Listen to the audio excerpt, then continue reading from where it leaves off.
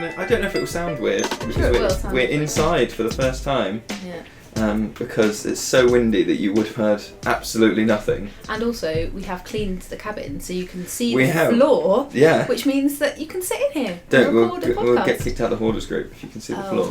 No, it's all still there. It's all just Yeah. in bags. It's all Actually, no, just it in isn't bags. all still there. We did throw away 2 Oh. bin bags full. And we did say last week that wind was the enemy. Yes, Wind. there you go. Wind is very much the enemy. Yeah. But we're going to talk about, well, I guess the theme is it doesn't have to be perfect.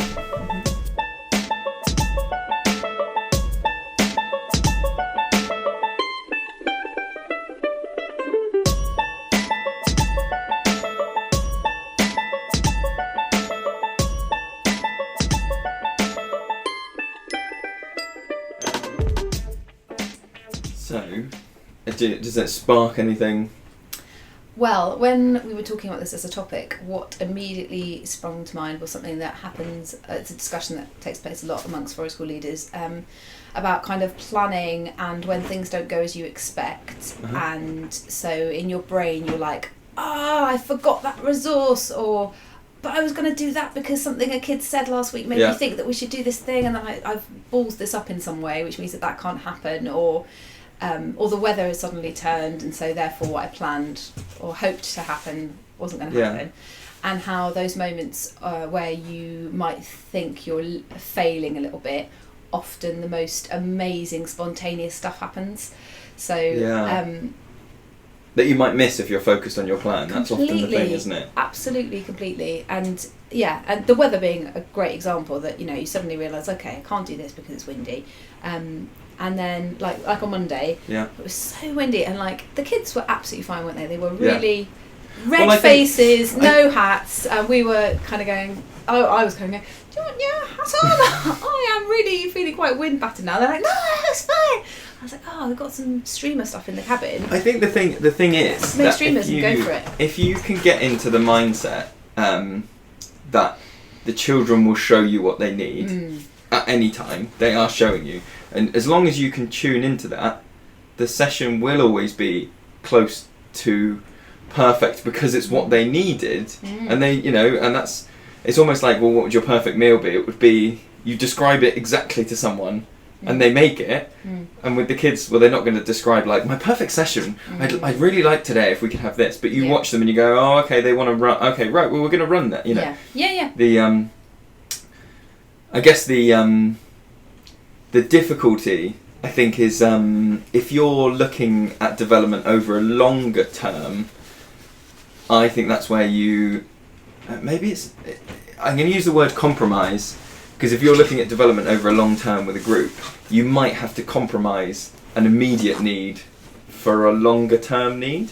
Like an immediate, I desperately want to run around and see all this new stuff, and you go, okay, but for safety, I need everyone to stay here and talk that through. And so you're going, well, I can't meet all of your needs all the time. And I think that's where some people get a bit unstuck, is trying to. I've noticed that. So thinking about what a group as well need rather than want is a very different thing. This is kind of straying off the topic of it doesn't have to be perfect in a way. Well, no, I think it does, because I think it's that thing of perfect forest school. If you go by the 6, jobbies, is there's lots of emphasis on child-led. Yes. But child-led does not mean the same as do what you want. No, exactly. And also it doesn't mean necessarily, which is something I've been thinking about recently, so sort of observing and asking the children what they want to do, or thinking, they're really interested in this. Actually, like you're kind of saying, a longer term need might be, actually, no, they like I was talking about that group who are wanting and would tell you they just wanted to free play for the entire session, but actually, because there were so many sort of factions and issues there, what they needed, although they would never tell you that they needed it, was a bit more structure at the beginning, followed by a very supportive bursts of free play, in my opinion, that group at first, to kind of support them. And they would never turn around and tell you that, and from watching them you might think, that's what they need, so I'll just let them. I'll just give them I think people look at social emotional needs in a different way than possibly like if you looked at them in the same way as like tool development needs. So if you said like, okay, child X wants to cut firewood, you know, we've got kids in almost every group that they would cut firewood till the end of the session, but if you've got a kid that can't quite swing an axe, you go, okay, what scaffolding can I put in? Oh, maybe I hold the axe and you hit it with a hammer. Or you go, oh, maybe, okay, in some kids, because they haven't got the physical strength, we take turns and we go like that. And you go, well, I've put in a system. What you wanted to do was cut firewood, and you go, right, I've put in a system that means that eventually this is getting you towards that. So in terms of free playing, people go, oh, I can't step in, I mustn't ever impact their playing. You go, right, but if they're going to hurt themselves, whether that's swinging an axe into their own leg or whether that is they're going to do some emotional damage to themselves or others, you go, right, well, I'm going to maybe what you need now is a little bit of scaffolding. Okay, you know, we're not going to be the best friends today, or this might feel uncomfortable for a little while, but eventually they'll chop wood, and eventually you're hopefully getting them to a point where you go, right, now you can go and do whatever. And I think that is a challenge as a forest school leader, where you're kind of imagining, as you say, a perfect session, and it's like, how would the kids describe a perfect session, and how would you describe a perfect session? And also, it's not even a session, is it? It's a longer term thing. So how would you describe a perfect long course of work with a particular group? So one session within that might, for the children or for you might describe that as really a bit and then, but actually in the longer course of things, you needed that session that felt a bit rubbish. It's having that longer term view, isn't it, rather than looking at like inside my 2-hour slot it must be fun, happy, smiley games the whole time, because that means perfect, because all the children were happy the whole time. And a bit like we've always said that like play isn't always happy. You know, play is stressful and play is this, and actually learning can be stressful and can be frustrating, and I think when I think of going back to the original, like, it doesn't have to be perfect, the thing that jumps into my head is how on the bigger Facebook groups for Forest School, because the social media forces you into brevity of you want to get your point across really quickly. You don't write like, hi guys, I've got a group and there's this many children and then this age, and they do it. People just write, oh, I want to do Vikings, how do I do Vikings? And you get this inevitable shitstorm of like, oh, you're telling them what to do, it's not Forest School, it's not all that, which, okay, it might not be.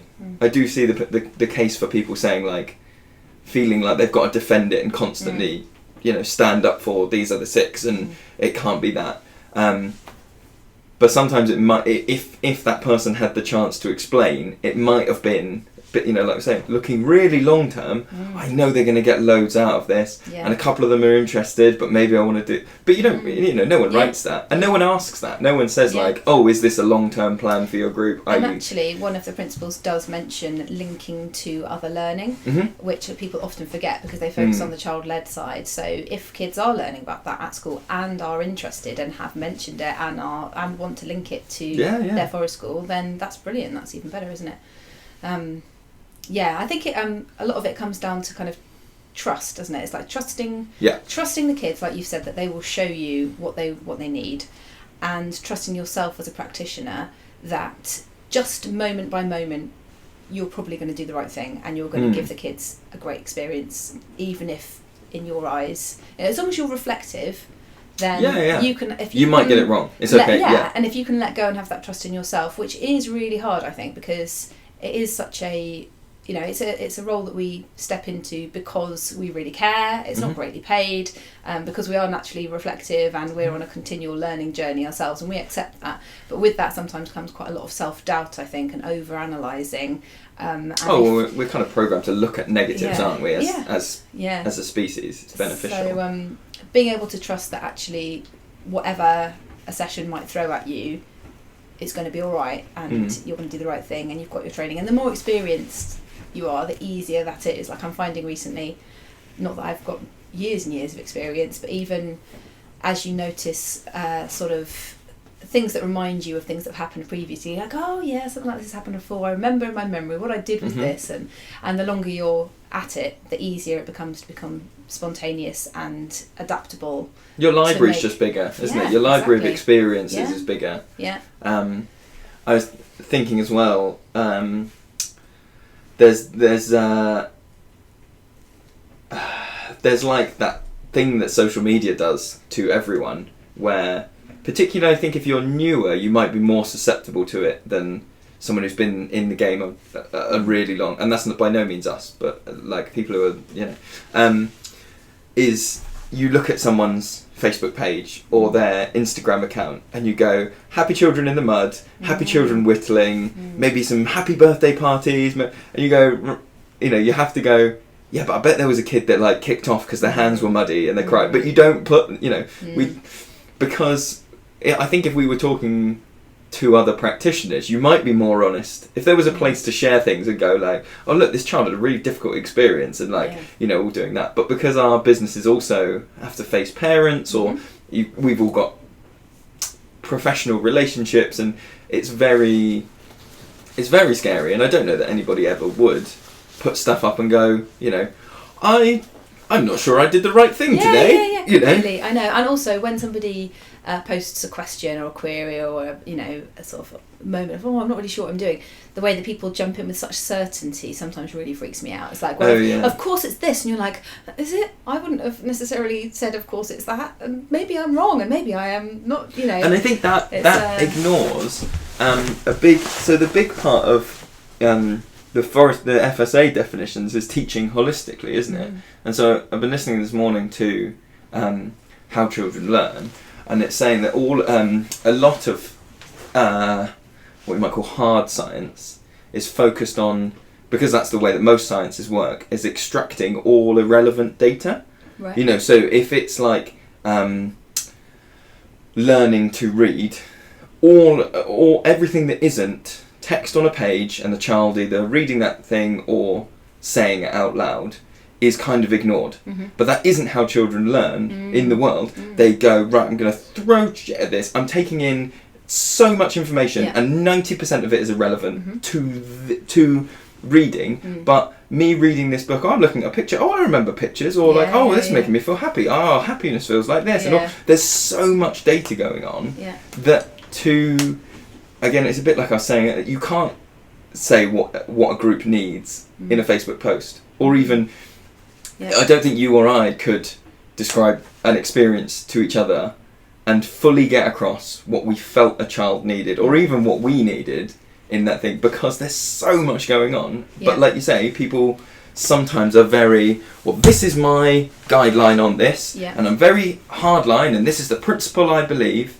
And no exceptions. Nothing can be changed from this. And I think actually, if you look at people who are possibly the most reflective practitioners, or the people who have I guess the most like open about what they do, are always just going like, oh right, well the context might be different. This is what I might have done in the past, or can you tell me a bit more about this? And you just try and build up a bigger picture, don't you? I think there's a lot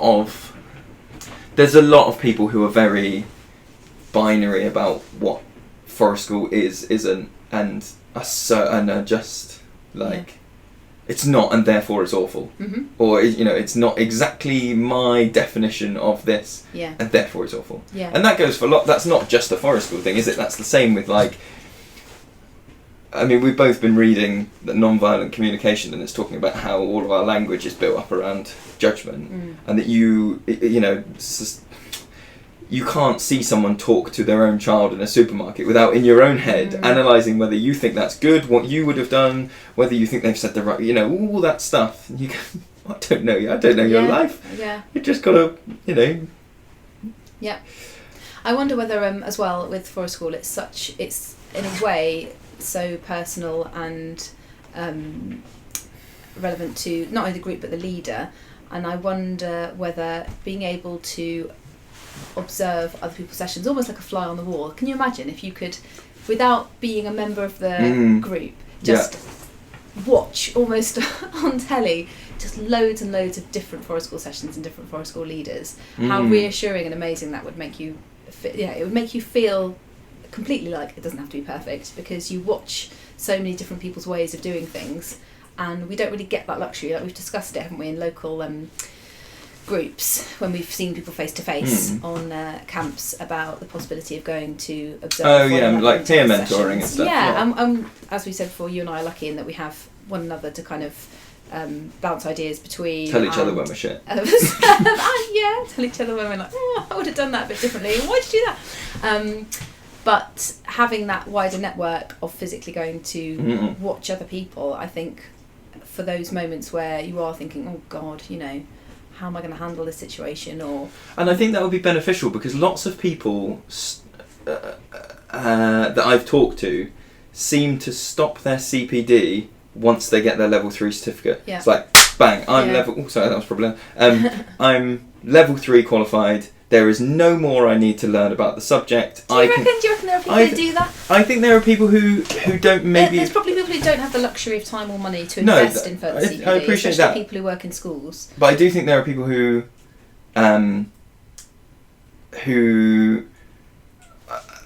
we've talked about it before when we talked about training, but who kind of take their instructors' ethos as gospel and don't and potentially don't broaden broaden into their own thing. And is that kind of like, I wouldn't hope that any of the kids turn out to be exactly like us. Like, the goal is not to make mini Gemmas and Lewises and to be like, oh, we have influenced the world. And it's I'm not sure where I'm going with this. I think it's a thing of because when you're training, my experience with the practitioners was that there wasn't a lot of like humility about their own practice and saying, oh, I'll tell you why, because I actually did this once and didn't go well, or you know, and a bit like that. You know, we've said before, you put on that mask in state teaching, in state schools, you put on that mask of like, I'm the teacher and I'm infallible and I'm all those things. Yeah. And you do, to an extent, have to put that on when you're an instructor in anything. But then if you don't carry on and do peer mentoring and go and see other forest schools, you can, I think some people walk away with that idea that, like, you know, their forest school teacher, oh, they must do perfect sessions all the time, and there's always whittling, and they always get the kids to sit down. Do you know what I mean? I think a lot of this is just breaking down, being more open, I guess, as a community. Yeah. And not so much jumping on everybody who isn't doing what you think is forest school, and kind of going, because I think, or even just, I was just thinking about even phone calls are somehow, that's that thing of social media, that anonymity and that brevity that you mentioned, that even people who are working by themselves, if it's too difficult to go and observe people, to kind of forge relationships where you have like a weekly or fortnightly phone call or Skype, and just reflect to somebody else rather than just with yourself. Someone that you don't have to keep putting context onto everything, and you know that they get a bit of it, and you don't have to keep explaining like, oh, and this is the thing that should be, you know. Yeah. I think that's, And I mean, the other good thing about observation is that if it's done well, then people reflect back to you everything that you're doing, not just the bits that you're like, oh, that was a bit tricky, wasn't it? Or, oh, what do you think about that? Actually, it's like a kind of running commentary of, I saw you do this, and I saw this happen, and I saw the children say this about this. And so you get all of the positives that you, as you say, might not have noticed because you're so programmed to focus on the negative and the challenges, which require more thought and attention, that lots of the things that you take for granted that are happening in your sessions, when somebody is observing you well, they'll project that back to you, and you'll think, oh yeah, God, that is actually really good. And that is because of the way that I've set that session up, or the way that I interact with that group. And and that's really beneficial. So basically what I'm saying is everyone should just like make really good friends with another forest school leader that lives down the road, that can come and observe you really well for free. Just loads of time. Yeah. Easy, right? Just have more time. Perfect. That's how to not worry. Well, I was about thinking things being perfect. About sort of session by session, I guess, rather than it being long term. They're all sort of instances, and it kind of relates back to, like you do it to your own experiences. And I had I was doing my music degree. I had a performance teacher who he said the goal isn't ever like you need to accept that you're not going to play it perfectly. There isn't a perfect performance of this piece. Your goal is to sit and to try and get, if they're data points on a spectrum, to try and move so that your cluster of data points is creeping closer and closer to that end. That's interesting. And I do think that about forest school sessions is if you looked individually at any one session, I would go, right, you could argue that any of the sessions that I've run or that we've run, you could go, no, it wasn't perfect because this wasn't but the goal isn't to be perfect. The goal is to, over a long time, keep it going there and to move it up. And that might, in that same analogy, I'm thinking of it with a group. So it might be that your first session, in order to facilitate, it's going back to what we were talking to right at the start, to facilitate getting loads of data points by the end over here, is you go, actually, I've got to meet you where you are. If you're talking to meeting for a first time a group of kids who are heavily reliant on like how school works, let's say it's not the typical like, oh, they run off and they go crazy. Let's say it's the other end. It's the really flat. Can't even say flaccid. That's not what I mean. Passive, need lots of reading, just quiet, and they sit there and let's say it's that group, and you go, okay, well, I've got to go maybe super high energy, or I've got to give you lots of structure to show you how this all works, and if that was the only observation someone came into, this was used to annoy me about teaching, was they never asked you what it was in the context of, or like, oh, why have you put so and so there? They'd look at one snapshot, and if you look at the first snapshot of any of my school sessions, you'd go, he's not doing forest school, and I go, no, I'm going to get to forest school, and I have to meet them here because that's where they are. But you can't just go like walk in. Well, I mean, you couldn't take one of our you couldn't take any one of our groups and treat another group exactly the same and just be like, oh, right, this is what children who are 8 and 9, I'm thinking of, we've got some very different groups of like 6 to 10-year-olds, 6 to 12-year-olds that happen in the week, and one group needs completely different things to the other group, and you can't just go like, well, a forest school teacher doesn't put things on a, leaves an empty board and does a child-led, because you go, no, this group needs that, that group doesn't need that, maybe that group won't need it eventually, but then maybe this, I really like that analogy of the music, because you could apply that to lots of parts of our job, like storytelling, for example, which is so rich in opportunity and such a wonderful thing to do, but it's so terrifying. And the reason that you might not do it is because you have that fear of, oh my gosh, what if I forget a bit of it and it's got to be perfect, and I've got all these people looking at me expectantly, and actually to the more you do it, you realise it's never perfect. It's different every time. And the thing the stuff that your brain comes up with in the moment sometimes is fantastic. Suddenly you'll find yourself saying stuff. Like, okay, this has never happened in this story before, but it's getting a good bit of interaction from these guys over here, and I'm taking it, taking cues from the group. And the more relaxed you become with it, the more that happens, and that's wonderful, and that's fantastic. And stuff falls flat. Stuff that little lines that you go, oh, that got a laugh next time. I reckon no one's gone for it. Okay, we'll just. I really like that thing of like there isn't one way to do it, and I used to find music terrifying, and I think if I'd had a music teacher like yours, young, I used to play the trumpet, and I'd love watching kind of orchestral pieces or group pieces or brass bands and stuff. Absolutely too terrified to ever put myself out there and join any of them, because I was so terrified of getting it wrong and all eyes kind of looking at me. And that could be. Well, it relates back as well, doesn't it? It's that story of the 2 pottery classes, isn't it?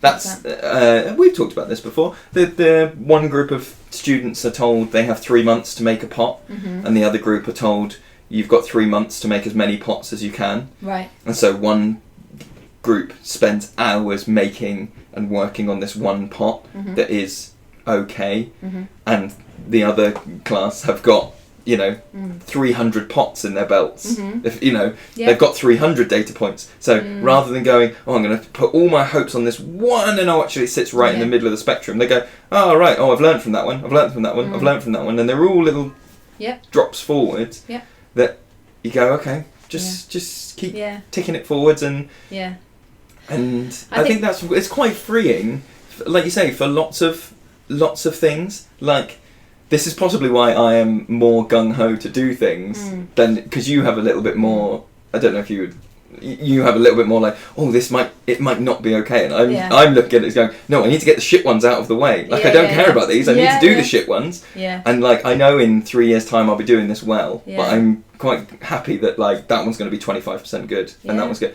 I'm not aiming for 25%, but you know what I mean? You're aiming for success, but I'm doing a lot of pots. Without fear of failure, Yeah. Sure, I think that's kind of, there's enough analogies there at the end that we could just leave that for people to mull over. Yeah. How many more do you think we'll do before Christmas? 2 more? Maybe 2 We're more. lucky. We've still got spaces after Christmas to come and do a whole day of outdoor cooking, which is going to be really exciting. And yeah, I think if you've got any topics, we were thinking about starting doing some sort of book reviews, picking a book ahead of time so we can let you guys know what the book is, and then saying, right, at the end of the month we're going to do a little review. You don't have to have read the book, we'll kind of summarise some bits, but if you want to join in and feel more involved in what we're doing, so if you've got any books that you go, that is the one, I'd really love to hear what they think about that book, send us free books. Right, bye.